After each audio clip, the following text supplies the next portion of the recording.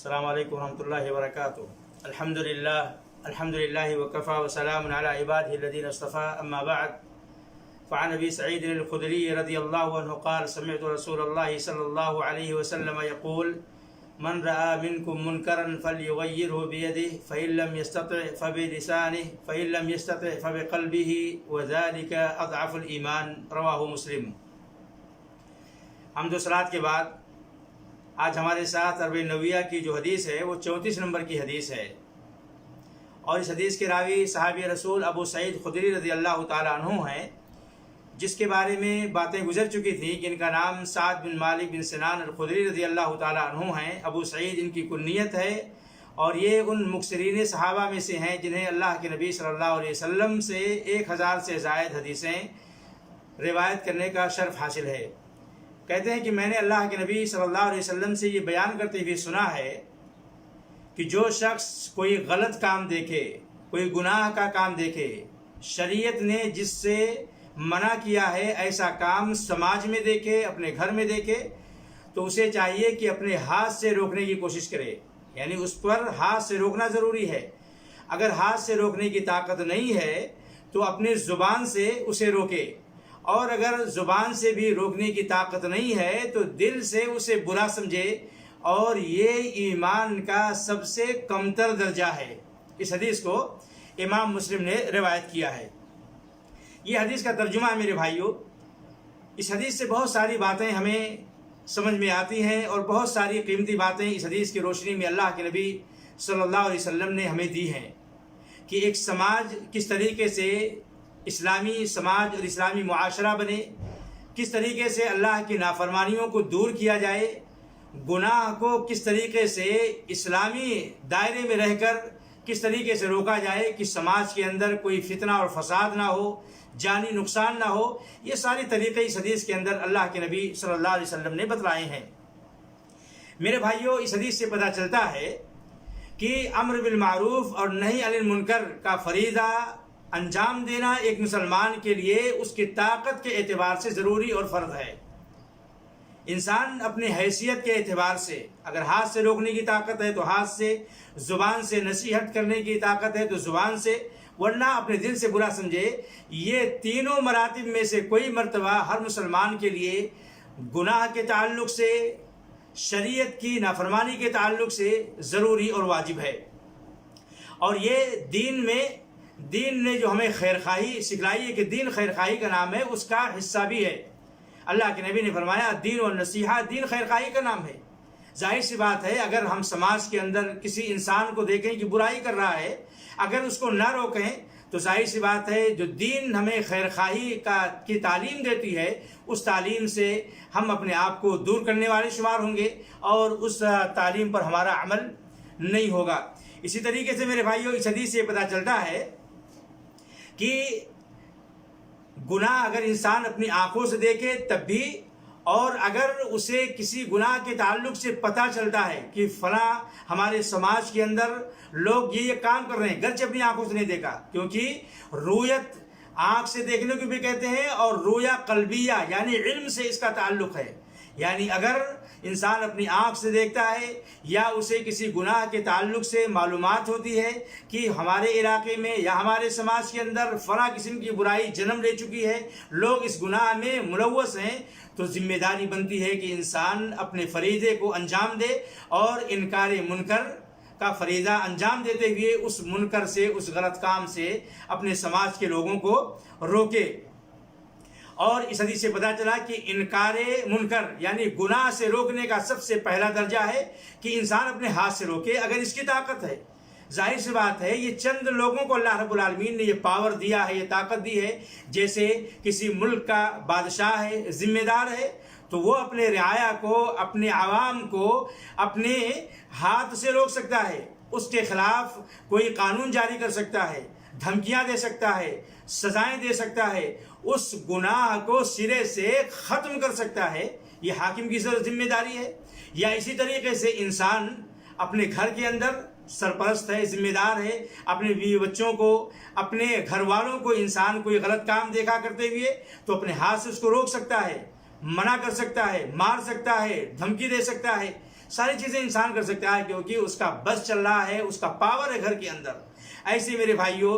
منکر کو ختم کرنا ہاتھ سے، اس میں بہت ساری چیزیں داخل ہیں۔ اس میں سزا دینا بھی شامل ہے، دھمکی دینا بھی شامل ہے، اس پر آگاہ کرنا بھی شامل ہے، اور اس غلط کام کو سرے سے ختم کر دینا یہ بھی شامل ہے۔ انکار منکر کا دوسرا درجہ ہے کہ انسان اپنے ہاتھ سے اگر طاقت نہیں رکھ رہا ہے، اس کو ڈر ہے کہ اگر میں نے ہاتھ سے روکا تو جنگ و جدال ہو سکتا ہے، لڑائی جھگڑا ہو سکتا ہے، فتنہ بڑھ سکتا ہے، تو انسان پیار سے، نئے اچھے اسلوب سے، نرم انداز میں، میٹھی گفتگو کے ذریعے سے انسان اپنی زبان سے نصیحت کرے، وعظ کرے، تنبیہ کرے، اور اس گناہ کی خطرناکی سے آگاہ کرے کہ دنیا کے اندر اللہ کا عذاب آ سکتا ہے، آخرت میں اللہ تعالیٰ پکڑ کرے گا، اللہ تعالیٰ کے ہاں تمہیں حساب و کتاب دینا ہے۔ دنیا اور آخرت میں اس کے انجام سے اور اس کے برے نتائج سے انسان اپنے اچھے انداز میں، اچھے اسلوب سے لوگوں کو سمجھائے کہ اس گناہ کا یہ خطرناک نتیجہ ہو سکتا ہے، پیار سے، محبت سے ہو سکتا ہے اللہ تعالیٰ اسے ہدایت دے دے۔ اور اگر زبان سے بھی کہنے میں خطرہ ہے کہ انسان زبان سے کہے گا تو ہو سکتا ہے ہتھیار نکال دے، گولی مار دے، چاقو مار دے، یا اسے لڑائی جھگڑا کو اسے جانی نقصان ہو جائے، یا اس کے جسمانی کوئی نقصان ہو جائے، یا اس کی مال و دولت کو نقصان ہو جائے، تو پھر کم سے کم ایمان کا جو درجہ ہے کہ انسان اپنے دل میں اس برائی کو برا سمجھے اور اسے ناپسند کرے، اور اس کے تعلق سے دل کے اندر یہ جذبہ ہو کہ اگر میرے پاس اس کو ختم کرنے کی طاقت ہوگی ہاتھ سے، زبان سے، تو میں ضرور اس کو ختم کروں گا۔ یعنی اس کے وجود کو ختم ہونے کی انسان کے دل کے اندر نفرت رکھے کہ اس کو ختم ہونا چاہیے، اس کو برباد ہونا چاہیے، اور اس سے نفرت کا مظاہرہ بھی کرے۔ یہ ایمان کا سب سے کم تر درجہ ہے۔ اسی طریقے سے میرے بھائیوں، اس حدیث سے ہمیں یہ بھی پتہ چلا کہ ایمان کے مراتب ہیں، ایمان کا ایک ہی درجہ نہیں ہے، اور یہی اہل سنت والجماعت کا عقیدہ اور منہج ہے کہ ایمان گھٹتا اور بڑھتا ہے۔ اس لیے حدیث کے اندر بتایا گیا کہ ہاتھ سے روکنا گناہ کو یہ ایمان کا اعلیٰ درجہ ہے، اور دل سے برا سمجھنا یہ ایمان کا سب سے کم تر درجہ ہے، اور اس کے بعد کوئی ایمان کا درجہ نہیں رہ جاتا ہے۔ اس حدیث سے یہ بھی پتہ چلا کہ انسان کو،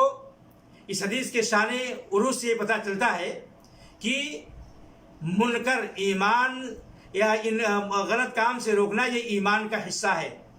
کیونکہ امام مسلم رحمۃ اللہ علیہ نے اس حدیث کو باب کون النہی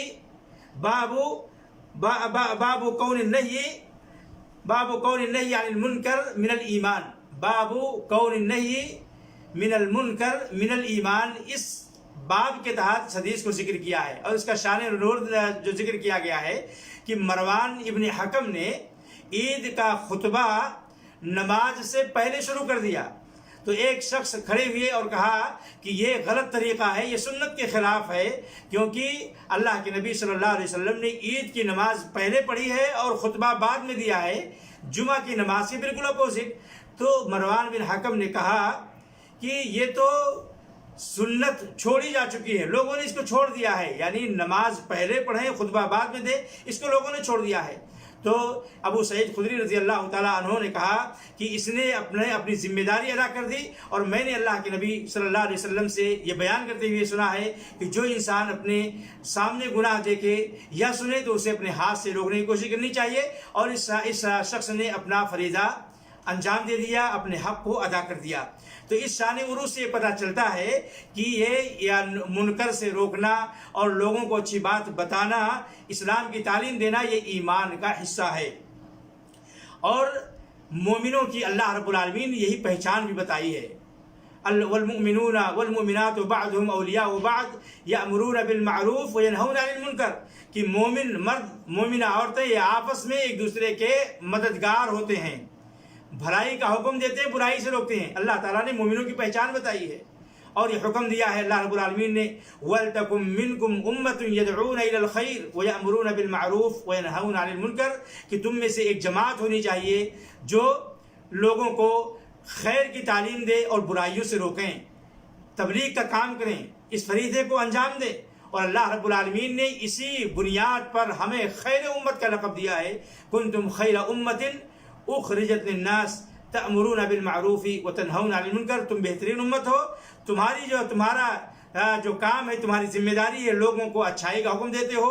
برائیوں سے روکتے ہو، یہ تمہارا بہترین وصف ہے، اسی بنیاد پر تم اس روئے زمین پر ساری امتوں میں سب سے بہترین امت ہو۔ اور یاد رکھیں کہ جو لوگ اس فریضے کو انجام نہیں دیتے ہیں، تو مثال دی گئی ہے کہ اس کشتی کی کہ جو لوگ نیچے حصے میں تھے انہوں نے اوپری والے حصے کو تکلیف نہ دینے کی وجہ سے نیچے سوراخ کر دیا، اور پانی بھرنا کہ ہم کو اوپر جائیں گے پانی لینے کے لیے تو اوپر والوں کو تکلیف ہوگی، ایسا ہوگا، اور نیچے یہ لوگ سوراخ کر کے نیچے سے پانی لے لیں۔ اگر اوپر والے ان کو نہ روکیں گے تو ظاہر سی بات ہے یہ بھی جائیں گے اور وہ بھی جائیں گے۔ یعنی اللہ کا عذاب جب آئے گا تو صرف گنہگاروں پر نہیں آتا ہے، خطا کاروں پر ہی صرف نہیں آتا ہے، بلکہ خاص لوگوں پر، مومنوں پر بھی اللہ کا عذاب آتا ہے۔ اس لیے منکر اور گناہ کا کام اگر ہم اپنے سماج میں دیکھیں تو یہ 3 مراتب جو اس حدیث کے اندر بیان کیے گئے ہیں، اس کا ہمیں استعمال کرنا چاہیے۔ اور یاد رکھیں کہ جو انسان اس فریضے کو انجام نہیں دیتا ہے، اللہ رب العالمین نے ایسے لوگوں پر لعنت برسایا ہے۔ لعن الذین کفروا من بنی اسرائیل علی لسان داؤد وعیسی ابن مریم ذلک بما عصوا وکانوا یعتدون کانوا لا یتناہون عن منکر فعلوہ، کہ عیسائی بنی اسرائیل کے لوگ عیسیٰ علیہ السلام اور داؤد کے ذریعے سے ان کی زبانی ان پر لعنت برسائی گئی۔ جرم کیا تھا کہ ان کے سماج کے اندر گناہ ہوتے تھے اور یہ لوگ اس کو روکتے نہیں تھے، تو اس کی وجہ سے یہ ملعون قرار پائے۔ تو اس فریضے سے انسان اگر غفلت برتے گا، لاپرواہی برتے گا، تو یاد رکھیں اللہ رب العالمین کی رحمتوں سے ہم دور ہوں گے اور اللہ کے لعنت کے مستحق قرار پائیں گے، اور اللہ رب العالمین دنیا کے اندر ہماری زندگی میں ناکامیاں اور دشمنوں کا مسلط کرنا ہمارے اوپر اللہ رب العالمین مسلط کر دے گا، اور ہماری پوزیشن ایسی ہو جائے گی کہ ہم دعا کریں گے تو اللہ ہماری دعائیں بھی قبول نہیں کرے گا۔ جس حدیث میں ہے کہ اگر لوگ اس فریضے کو چھوڑ دیں تو پھر بعد میں جب یہ اللہ سے دعائیں کریں گے تو اللہ ان کی دعاؤں کو بھی قبول نہیں کرے گا۔ تو میرے بھائیوں، اس حدیث کے اندر ایک عظیم نسخہ ہم کو دیا گیا ہے، ایک نبوی طریقہ بتایا گیا ہے غلط کام کو اور گناہ کے کام کو، خلاف شرع، عقیدے کے خلاف یا کوئی ایسے اخلاق جس کو اسلام نے منع کیا گیا ہو، جو عقلاً سماج کے اندر برا سمجھا جاتا ہو، ان تمام چیزوں کو روکنے کا بہترین طریقہ بتلایا گیا ہے کہ انسان اپنی طاقت کے حساب سے اس منکر کو، اس غلط اخلاق کو، اس غلط کام کو، اس بدعات کو، اس شرک کو، اس خرافات کو اپنے اعتبار سے روکنے کی کوشش کرے، اور اللہ رب العالمین کے یہاں انشاءاللہ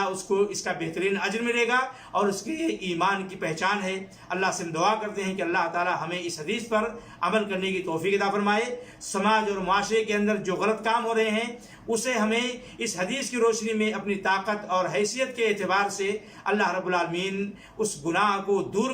روکنے کی توفیق عطا فرما، اور مسلم سماج کو بلکہ پوری دنیا کو الہ العالمین اسلام کی تعلیمات سے روشناس فرما، انہیں اس تعلیمات کو اپنانے کی توفیق عطا فرما۔ رب العالمین ہمیں جب تک اس دنیا میں رکھ، ایمان اور اسلام کے ساتھ زندہ رکھ، جب ہماری موت آئے تو ایمان پر آئے۔ وآخر دعوانا الحمدللہ رب العالمین، وصلی اللہ علی نبینا محمد وعلی آلہ وصحبہ اجمعین، والسلام علیکم ورحمۃ اللہ وبرکاتہ۔